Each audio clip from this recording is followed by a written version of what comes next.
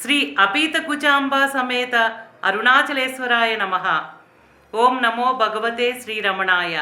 ఓం సుందరేశాయ నమః. శ్రీ శివనిధి శివాలయాలు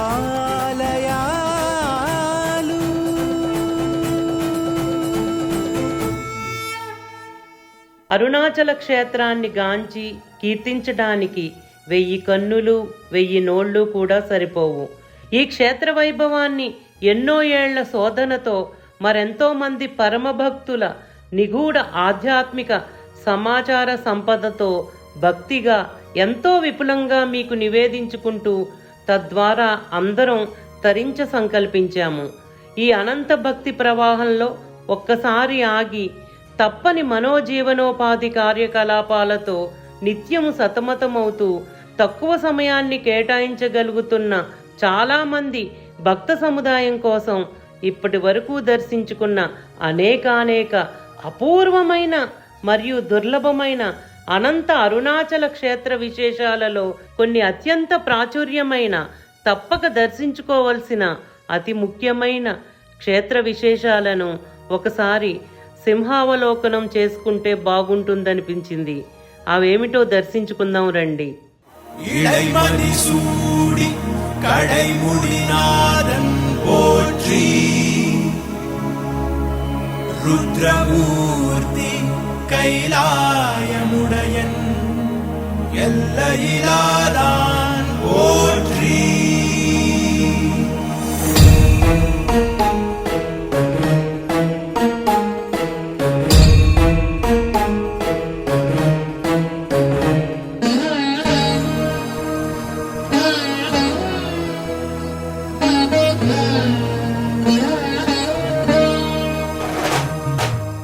అంటే జీవుడు ఎన్నో కోటాను కోట్ల జన్మలను ఎత్తి ఎత్తి విసిగి వేసారి ఏ జీవుడైతే తనకు జన్మరాహిత్యం కావాలని పరమేశ్వరుణ్ణి ఒక్కసారైనా కోరుకుంటారో వారికి మాత్రమే పరమ కరుణతో పిలిచి శాశ్వతానందాన్ని అనుగ్రహించే మహత్తరమైన కరుణాకర క్షేత్రమే ఈ అరుణాచలం. ఈ అరుణగిరి ఆవిర్భావ దివ్య రహస్యం ఏంటంటే, అరుణాచల పురాణాన్ని అనుసరించి నిత్యము సత్యము సంపూర్ణము సర్వజ్ఞత కలిగిన వర్ణనాతీతమైన విశ్వశక్తి ఒక్కటే. ఆ శక్తినే పరబ్రహ్మమని పరమేశ్వరుడని వేదాలు పురాణాలు శాస్త్ర గ్రంథాలు ఘోషిస్తూ ఉన్నాయి. పరమచైతన్యమైన సచ్చిదానంద స్వరూపం త్రిమూర్తులైన బ్రహ్మ విష్ణు రుద్రులకు అతీతమైంది. చేతన అచేతనతో కూడిన ఈ సమస్త విశ్వం పరబ్రహ్మమైన పరమ చైతన్యం నుండి ఆవిర్భవించింది. జీవులపై అపారమైన అనుగ్రహంతో పరబ్రహ్మమైన పరమేశ్వరుడు పంచకృత్యాలైన సృష్టి స్థితి లయ తిరోధాన అనుగ్రహాలను కేవలం తన సంకల్పం మాత్రం చేతనే నిర్వర్తిస్తున్నారు. నిరాకార పరబ్రహ్మమైన పరమేశ్వరుడు జీవుల ఆత్మలను ఉద్ధరించడానికి ప్రప్రథమంగా అరుణగిరిగా ఆవిర్భవించి అనుగ్రహిస్తున్న తేజోవంతమైన మహామహిమాన్వితమైన క్షేత్రమే ఈ అరుణాచలం. బ్రహ్మ విష్ణువులిద్దరూ జ్యోతిస్తంభం యొక్క ఆద్యంతాలు తెలుసుకోలేక పరమేశ్వరుణ్ణి ప్రార్థిస్తే ఆరుద్ర నక్షత్ర సమయంలో అరుణగిరి నుండి స్వయంభూవుగా పరమేశ్వరుడు లింగాకారుడై ఆవిర్భవించారు. ఆ శివలింగాన్ని వారు పూజిస్తూ ఉండగా మాఘమాసంలో కృష్ణపక్ష త్రయోదశి నాడు నిశిరాత్రి వేళ ఆవిర్భవించిన పరమేశ్వరుణ్ణి హరిసురులచే సేవింపబడిన ఆ ఉత్తమోత్తమ ఘడియలే శివరాత్రి పర్వదినంగా లింగపురాణం శివపురాణంలో పేర్కొన్నారు. ఆనాటి నుండే లింగార్చన ఆరంభమైంది. అరుణాచల లింగోద్భవమే ప్రథమ లింగోద్భవమని స్కాంద పురాణంలో స్పష్టంగా చెప్పబడింది. మొదట జ్యోతిస్తంభ రూపంగా దర్శనమిచ్చిన పరమేశ్వరుడు తర్వాత అరుణగిరిగాను శివలింగ రూపంతో పాటు మరొక మహత్తరకరమైన అరుణగిరి యోగి రూపంతో సశరీరిగా ఈ క్షేత్రంలో విరాజిల్లుతున్నారు.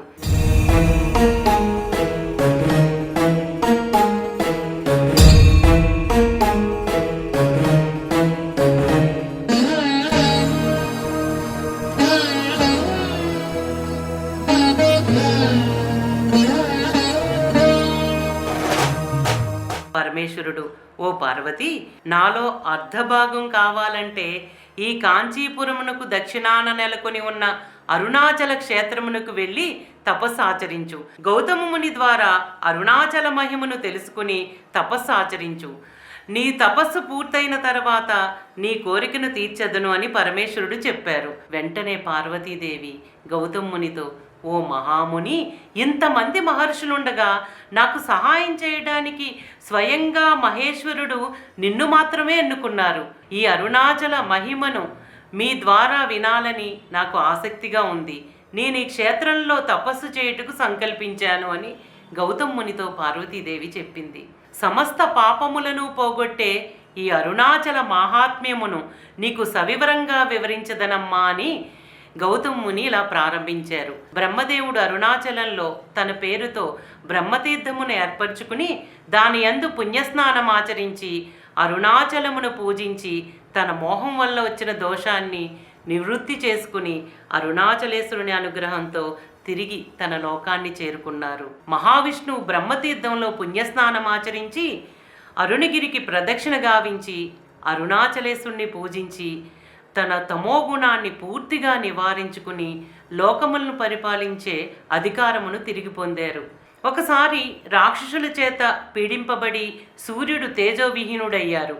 బ్రహ్మదేవుని చేత ఉపదేశించబడి అరుణగిరిని చేరి బ్రహ్మతీర్థములో పుణ్యస్నానం ఆచరించి అరుణగిరికి ప్రదక్షిణ చేసి రాక్షసులను సంహరించారు. తన యొక్క పూర్వ తేజస్సును మళ్ళీ పొంది ఇతరుల తేజస్సును హరించగలిగే శక్తిని పొందారు. మరోసారి దక్షిణ శాపం వల్ల చంద్రుని కాంతి క్షీణింపబడుతూ ఉంది.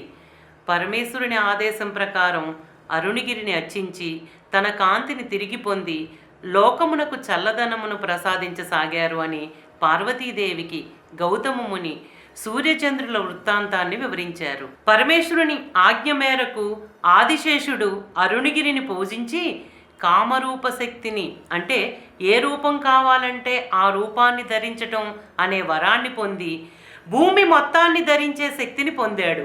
అంతేకాకుండా నాగులు, సిద్ధులు, గంధర్వులు, అప్సరసలు, దిక్పాలకులు అరుణాచలమును పూజించి తాము కోరుకున్న ఫలితాలను పొందారు. అరుణగిరిని అర్చించి పూష అనే సూర్యుడు తన దంతమును, అగ్నిదేవుడు చేతిని, భృగు మహర్షి పన్నును, సరస్వతీదేవి తన ముక్కును తిరిగి పొందారు. బలిచక్రవర్తి వామనుడికి దానమిచ్చే సమయంలో ఆ దానధారను శుక్రాచార్యుడు అడ్డుకొనగా వామనుడు దర్భతో గుచ్చాడు.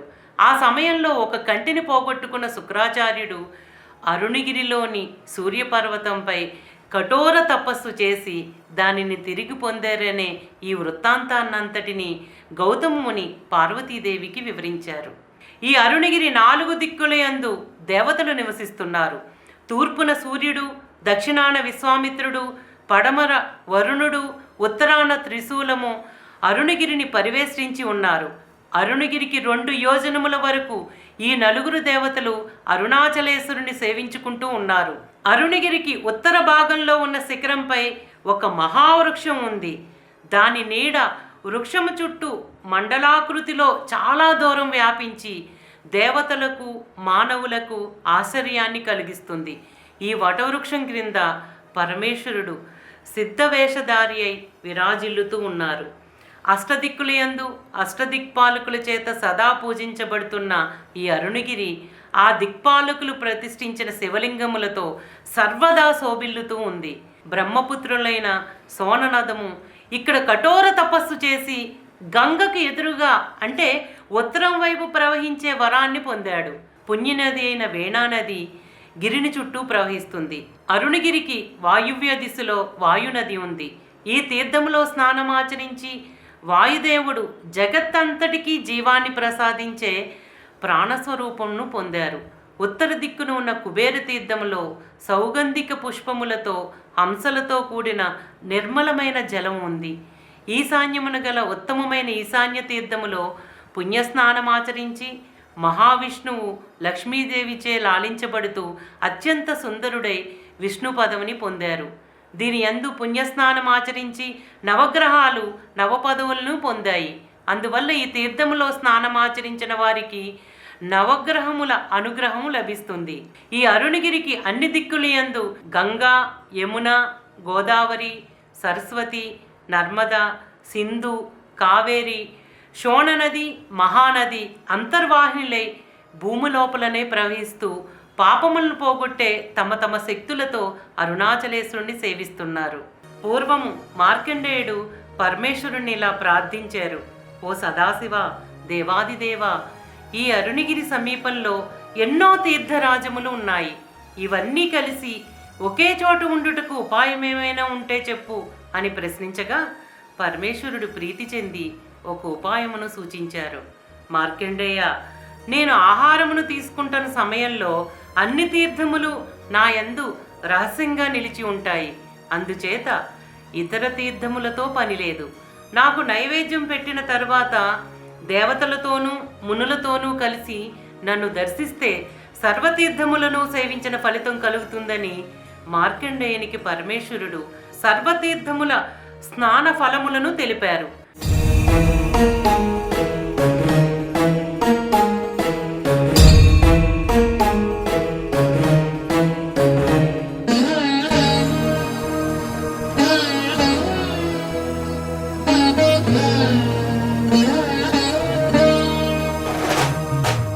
ఇంతటి మహాపవిత్రమైన స్థలంలో నేను తపస్సు చేయటం ఎంతో విశేషమైనది.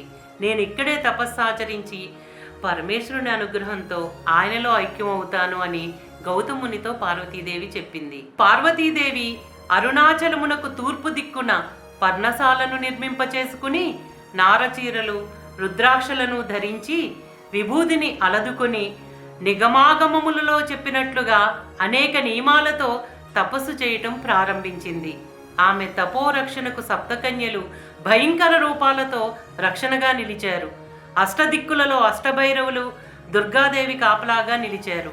పార్వతీదేవి సూది మొనంతటి భూమిపై కాలివేలిని నిలిపి మరొక కాలుని మడుచుకుని పరమేశ్వరుడిపై తదేక దృష్టితో పంచాగ్నుల మధ్య కఠోర తపస్సును చేయనారంభించింది.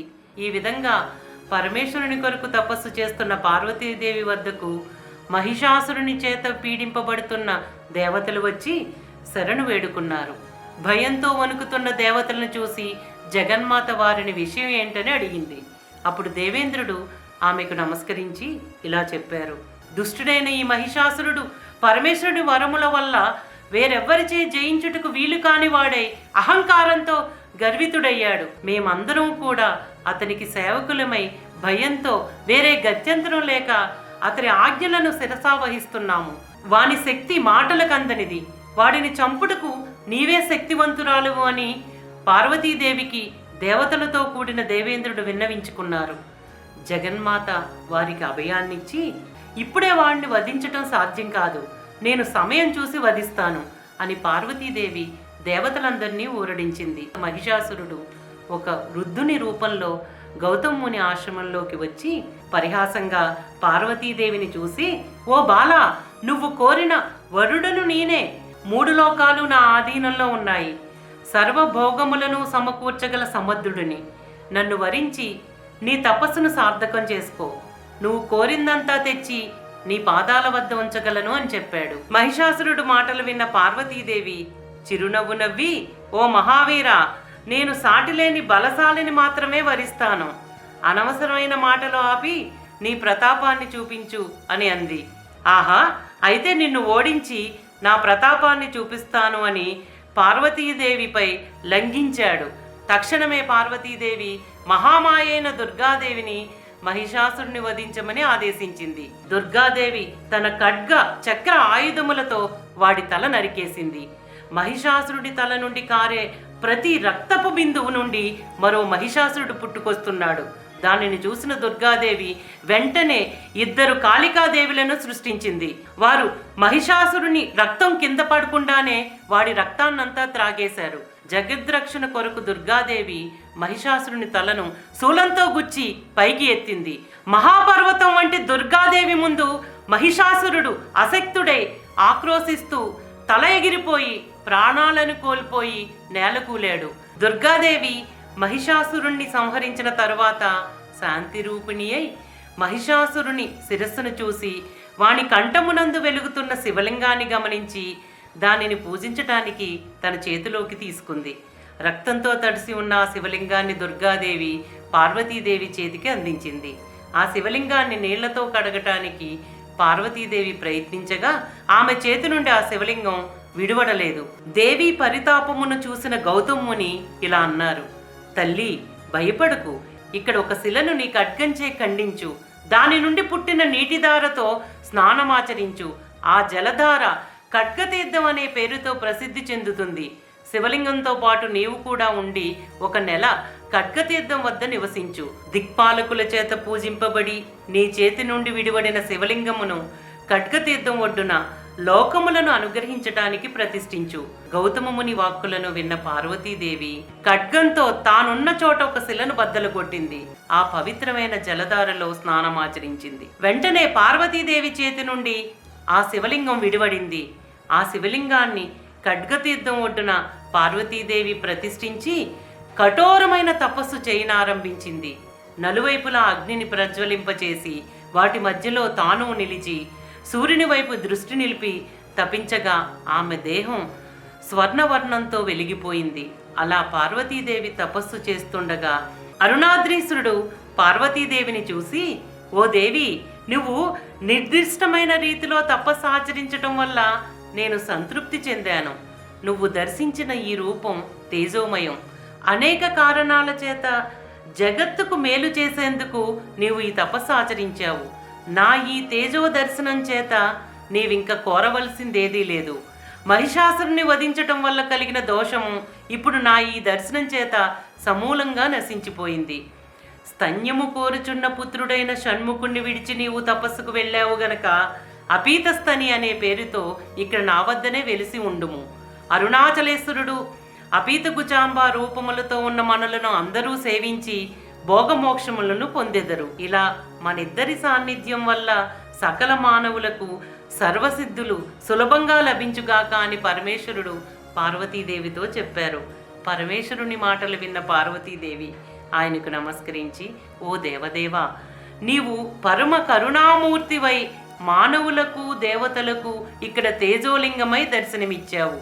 ఈనాడు నువ్వు ఒసగిన ఈ దర్శనం ప్రతి సంవత్సరం కార్తీక మాస కృత్తికా నక్షత్రమున సమస్త ప్రాణులకు ప్రసాదించాలని ప్రార్థిస్తున్నాను అన్న పార్వతీదేవి విన్నపమును విని తదాస్తు అని పలికి దేవదేవుడు అంతర్ధానమయ్యారు.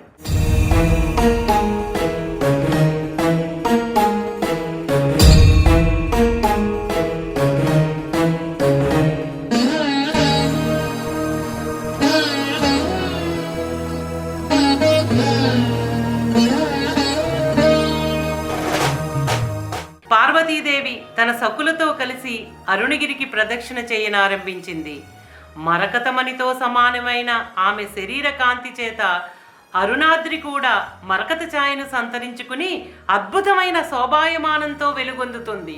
ఇంతలో సిద్ధ చారణ గంధర్వ విద్యాధరులతో అరుణపురము యొక్క అష్టదిక్కులయందు అష్టదిక్పాలకులు సేవిస్తూ ఉండగా శంఖ దుందుబి మృదంగ వాయిద్యముల చేత వీణావేణు నాదముల చేత శివభక్తులైన మహర్షుల వేదఘోష చేత సేవింపబడుతూ వృషభారుడై ప్రత్యక్షమైన పరమేశ్వరుని దర్శించి పార్వతీదేవి చిరకాల విరహమును మరిచి ఉప్పొంగిపోయింది. ఆమె శరీరమంతా పులకాంకితమైంది.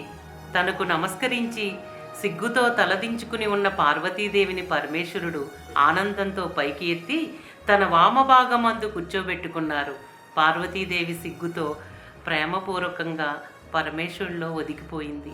ఇలా ప్రేమతో కలుసుకున్న శివశక్తుల శరీరములు ఏకమై 2 సగభాగములు కలిపి పట్టుకొనబడినట్లుగా ఉంది. ఆ 2 భాగములలో ఒకటి తెల్లని కర్పూరము వలె, రెండవది ఎరుపు వర్ణంతో ప్రకాశించింది. విచిత్రమైన ఈ భవానీ భవుల ఏకరూపమును ఒక పక్క ఒక తాటంకముతోనూ ఒక నూపురముతోనూ ఒకే స్తన్యముతోనూ మనోహరంగా ఉంది. తన వామభాగమును అర్ధాంగికి ఇచ్చి లోక కళ్యాణానికై అర్ధనారీశ్వర రూపాన్ని పరమేశ్వరుడు పార్వతీదేవికి అనుగ్రహించారు. ఈ అరుణాచల మహాత్మ్యమును భక్తి శ్రద్ధలతో విన్నవారు సమస్త సంపదలతో కూడి శ్రీమంతులై బలసంపన్నమగు ఐశ్వర్యవంతులుగా పాప విముక్తులై జీవిస్తారు. వారికి సర్వతీర్థములలో పుణ్యస్నానం ఆచరించిన స్నాన ఫలితం, సర్వయజ్ఞముల ఫలం, సదాశివుని అనుగ్రహం లభిస్తుంది. ఇంతటి మహిమాన్వితమైన అరుణాచల మహాత్మ్యమును మనందరం దర్శించుకోగలగటం, జీవులను ఉద్ధరించటానికి అరూపం నుండి అరుణగిరి రూపం తీసుకుని దేవతల కోరిక మేరకు లింగంగా కొలువై ఉన్న శ్రీ అపీతకుచాంబ సమేత అరుణాచలేశ్వరుని పరమానుగ్రహానికి మనము పాత్రులయ్యాం. జన్మరాహిత్యాన్ని కోరే ఏ జీవికైనా అత్యంత సులభంగా సౌలభ్యంగా అనుగ్రహించే మహిమాన్వితమైన క్షేత్రం ఈ అరుణాచలం.